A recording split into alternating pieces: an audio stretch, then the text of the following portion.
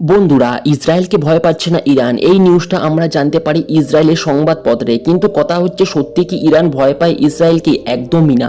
কারণ আমরা জানি ইরান হচ্ছে তৃতীয় শক্তিধর মুসলিম দেশ, তার সামরিক শক্তি অনেক বেশি। কিন্তু আপনারা ভাবছেন ইসরায়েলের ওপর শুরুর দিকে আক্রমণ করলেও শেষের দিকে অর্থাৎ বর্তমানে হামাসকে কেন সাহায্য করছে না ইরান? এটা জানতে হলে আপনাদের পুরো ভিডিওটা দেখতে হবে। আর ভিডিও ভালো লাগলে অবশ্যই একটা লাইক এবং চ্যানেলটাকে সাবস্ক্রাইব করে যাবেন।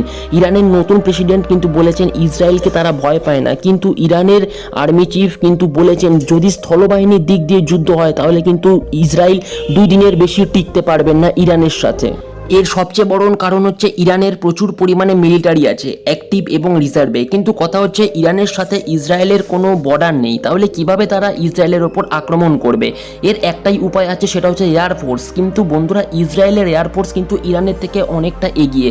এর কারণ হলো ইসরায়েলের টেকনোলজি। আমরা সবাই জানি ইরানের থেকে অনেকটা এগিয়ে ইসরায়েল টেকনোলজির দিক দিয়ে। আর নেভি আর এয়ারফোর্সে কিন্তু প্রচুর পরিমাণে টেকনোলজির দরকার হয়। ইরান একবার 1 এপ্রিল এয়ারফোর্সের মাধ্যমে 50টা মিসাইল ছেড়েছিল ইসরায়েলের ওপর, কিন্তু তাতে কোনো লাভ হয়নি, কারণ ইসরায়েলের কাছে মিসাইল নষ্ট করার অস্ত্র রয়েছে। আশা করি আপনারা বুঝতে পারলেন কেন ইরান সরাসরিভাবে ইসরায়েলের ওপর হামলা করছে না। এর আরেকটি বড় কারণ হলো, যার কারণে হয়তো ইরান আর হামাসকে সাহায্য করতে পারবে না। বন্ধুরা, আমরা সবাই জানি কিন্তু ইহুদিদের বুদ্ধি কিন্তু খুব বেশি।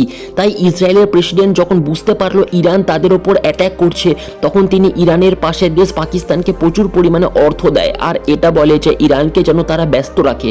আর পাকিস্তান কিন্তু সেটাই করছে। বিভিন্ন আতঙ্কবাদী আর পাকিস্তান আর্মি সুযোগ পেলে ইরান আর্মিদের ওপর হত্যা করছে আর অ্যাটাক করছে এবং ছোটখাটো যুদ্ধ চালিয়ে যাচ্ছে। এর ফলে ইরানকে পাকিস্তান বর্ডারে বেশি আর্মি এবং অস্ত্র রেডি করতে হচ্ছে। তাই ইরান আর হামাসকে সাহায্য করতে পারছে না, কারণ পাকিস্তানের সাথে যুদ্ধ করাটা কিন্তু মুখের কথা নয়, কারণ পাকিস্তানও কিন্তু খুব শক্তিধর একটা দেশ।